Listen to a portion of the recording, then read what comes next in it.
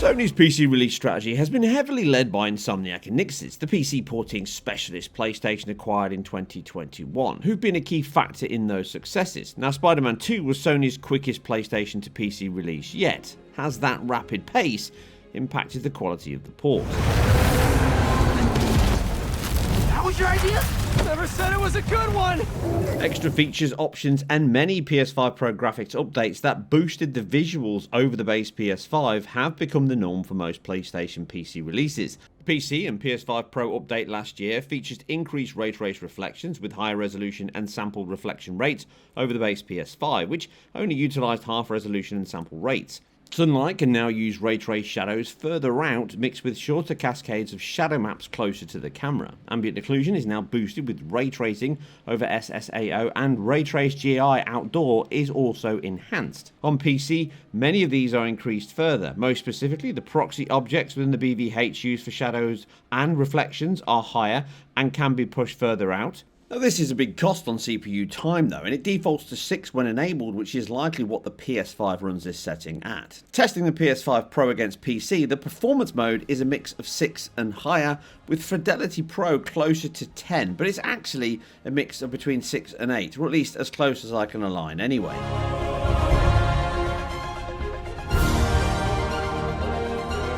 Pushing to 10 improves the range that all these BVH samples are made at, but it will increase hardware demand, so only high-end CPUs and machines should go above 6, and many of them may well go lower to claw back some performance. Hair quality, traffic and pedestrian density, reflection quality and frequency can also go higher. But the most obvious is ambient occlusion, which enhances the self-shadowing on static and character objects such as faces. Beyond this, many effects are bumped up over the previous heights of PS5, namely level of detail, ray trace geometry, hair effects, along with resolution and frame rate targets. The ray trace geometry is fixed at very high once you enable shadows and or GI. Although that should align to what we see on the PS5 Pro, we can actually see there's less objects in the BVH than there is on the highest settings on PC, and that makes sense because, again, limited memory and that calculation of getting the best bang for buck. As you can see in these ground reflections, there's less moving objects and reflective objects in the floor from PS5 at Fidelity mode than it is on the maximum settings of PC.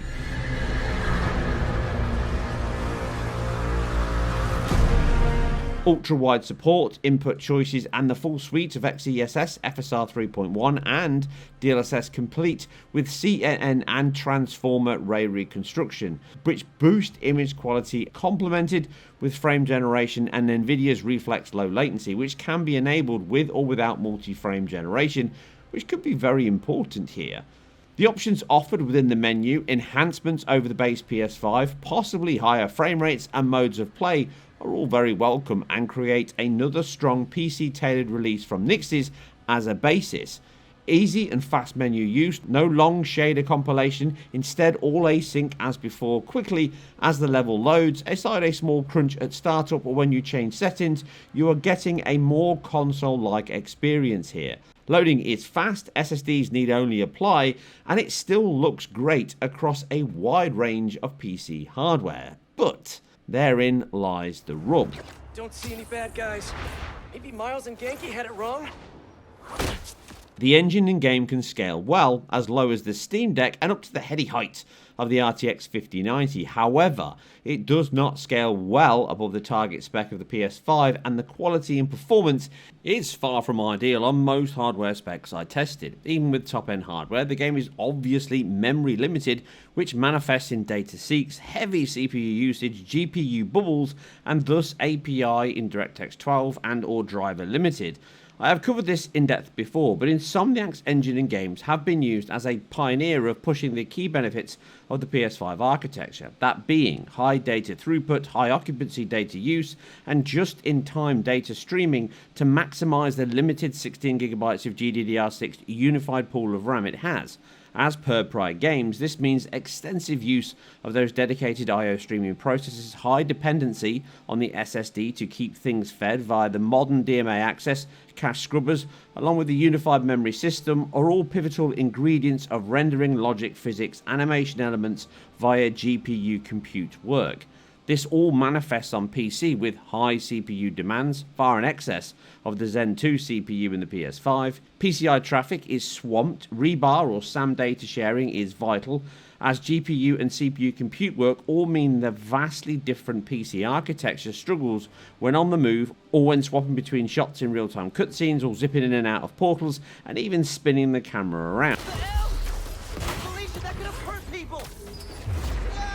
Now, some of these issues are even true on the PS5 and the PS5 Pro, in that many of the biggest issues were, and remain, present in the core engine code on PS5, just to a lesser or less intrusive degree, due to many factors outside of the scope of this video. But the short version is, the tools, SDK, architecture and APIs the game is built with enable the team to hand-tailor it to the specifics of the hardware and software stack.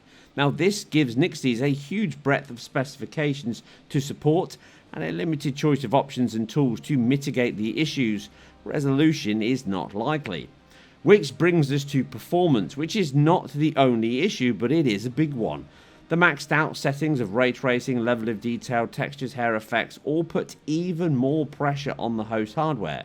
Memory is the biggest cost. The game uses far more RAM than PS5, as most things need dual copies across both pools. This causes more data management, copies, bandwidth, coherency, stale data, cache impacts and more, which presents as erratic and inconsistent frame times, even on the best hardware I can throw at it.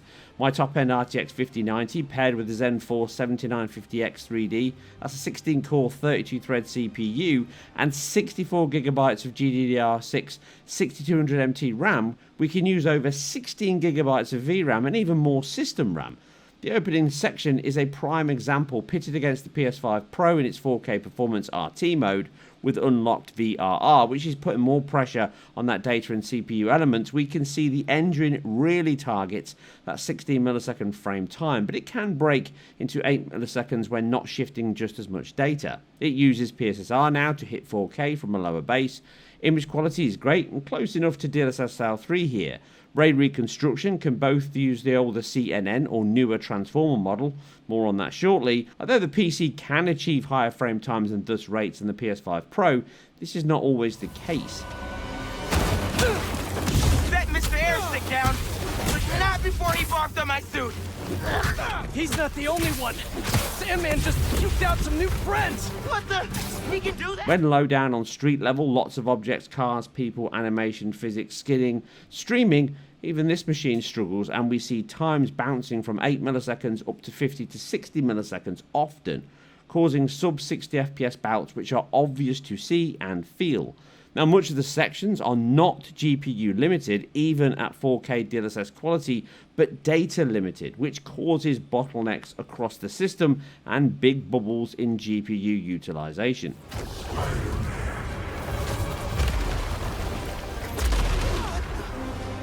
That's Sandman? MJ wasn't kidding.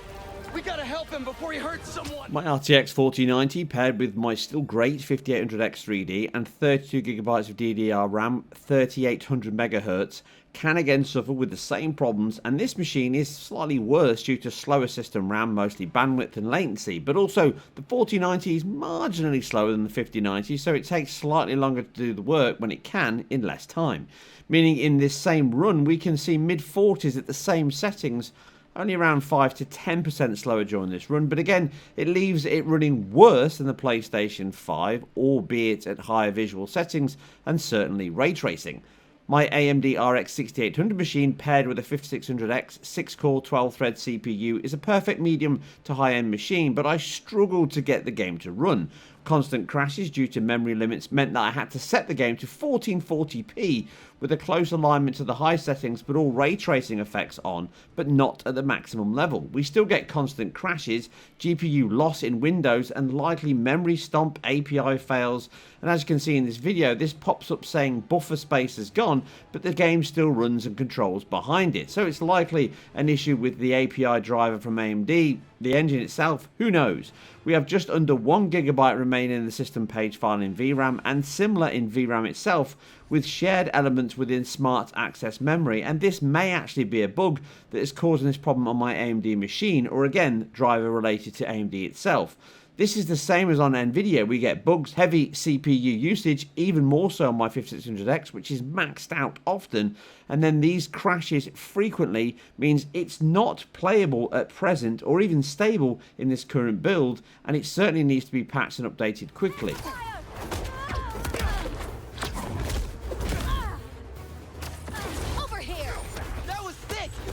Now you can drop seconds closer to the sweet spot. Effectively high is a closer match for the PS5 Pro's Performance Pro mode with ray trace reflections, ray trace water bodies though rather than SSR. You need to bump up to very high reflections.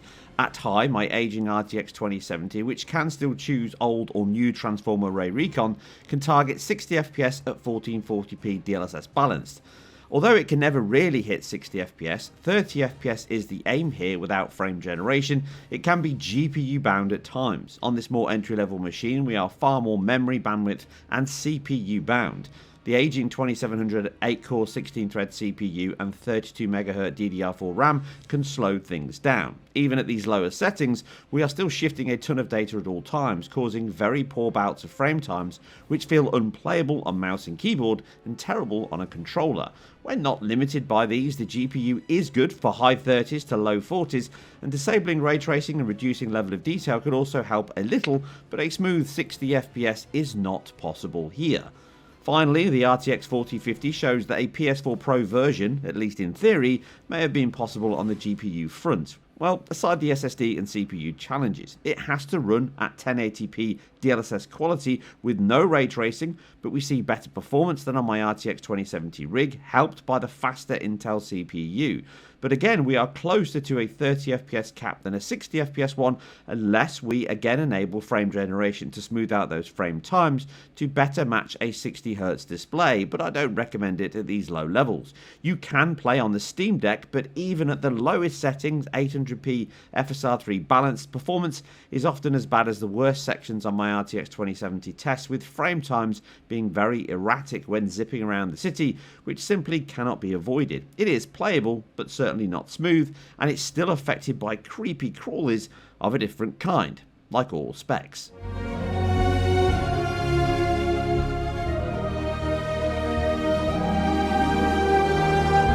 The arguably bigger problem is the sheer amount of bugs the game has. It's clearly 6 to 10 weeks from release ready, in my opinion. Memory leaks, high overhead, ray tracing specifically, and possible debugging things left active cause huge spikes in RAM use. I had crashes on my rigs, AMD by far the most affected due to running out of buffer space and or driver related as noted. Then we have the high level of visual and gaming impact bugs from DLSS causing hair to fizzle and pop as the denoiser fails and then works, which is a bug on PS5 Pro also on occasion with PSSR, although far less frequent than PC. Evidence that this is within the render code and not introduced by this port. As we also have odd NPC and enemy behaviours which occur more often on PC. We see textures on puzzles disappearing, possibly due to depth sorting or precision issues. Textures and shadows can flicker and fizzle. The ray traced AO, GI and shadows break down often, both in CNN and Transformer models, but the Transformer model is affected most, which includes heavy ghosting. As such, I recommend the CNN version until this is fixed. Stippled impacting on shadows, AO across walls and faces from the lack of denoising stand out. The whites of characters' eyes can flash on and off. The lighting changes or extra lighting passes can miss sunken areas, causing eyes to glow, skin to look flat. Washing faces and features out when in direct sunlight, making skin and models look worse, which all points to the art team being heavily involved, or at least they should have been. Depth of field can be very low resolution and dithered, which looks noisy even at the highest settings, and game impacting bugs cause checkpoints to fail when enemies are knocked into the ocean, forcing a restart. Button prompts don't complete. Controller inputs fail in some sections, and you have to fix these using mouse and keyboard. And many of these will be memory or API related, but they all add up to a constant swathe of bugs that impact quality, performance, gameplay, visuals and enjoyment, but worst, the amount of crashes I had across every piece of hardware. And right now that makes for a worst experience over the PS5 versions, no matter what hardware you are running, even with the enhanced visuals and options. And as of this video just finishing off, they released another patch which is around the 6th, which fixes some of the issues I've just mentioned, but there's still many more to fix. Nixxes' acquisition by Sony was a sound one, creating an in-house collaborative cross-platform development studio, aimed to deliver the best balance of allowing the main studio to develop the game with the PS5 platform first and foremost, and then Nixxes to be a support team that has direct access to the code, the tools and team to enable a smoother, more efficient and above all better quality of console to PC ports. Spider-Man 2 was an even bigger ask than the first game, as it has no PS4 port, lower assets quality and design from the get-go. As such, the demands we saw then have now drastically increased across all areas on the PC front. It can still scale and runs on the Steam Deck, which shows that AMD hardware is not the issue. More API drivers and the chasm of difference the PC platform has and requires over a fixed hardware spec console. But the speed of this port, the level of the increased demands, and the final result in gamers' hands leaves a very negative view of what is a monumental task. In this reviewer's technical opinion, this game, in its current build, is not release ready. The ray tracing features are the biggest demand, and likely due to them being designed with Nvidia RTX in mind, understandably so, which DX12 is also focused on, means Nvidia players do get a better experience, although far from a high quality one. AMD GPUs suffer far more, and based on my testing, is broken currently for those players unless you lower settings below expectations, or now, as they've noted in their latest patch, remove the ability to use the low latency feature until they figure that out. Patches have come thick and fast, more will come, and we have provided feedback during our review, and maybe a launch at the end of March would have been the much better choice, but as it currently stands, 1 week after launch when we got code, I cannot recommend this port on any PC spec, which I do say with sadness. I hope the team gets the time to fix all these issues over the next month or so, and we get a more polished and stable version that we have come to expect from Nixxes and PlayStation ports as a whole. Next week, we were gonna make a potato-powered helicopter. I'm so sorry. And that's it for the deep dive into game technology, video game performance, and all things PC related. Remember, if you like what we do here on IGN Performance Reviews, then keep it IGN, and we'll catch you on the next one. Must be more of a Pilates guy.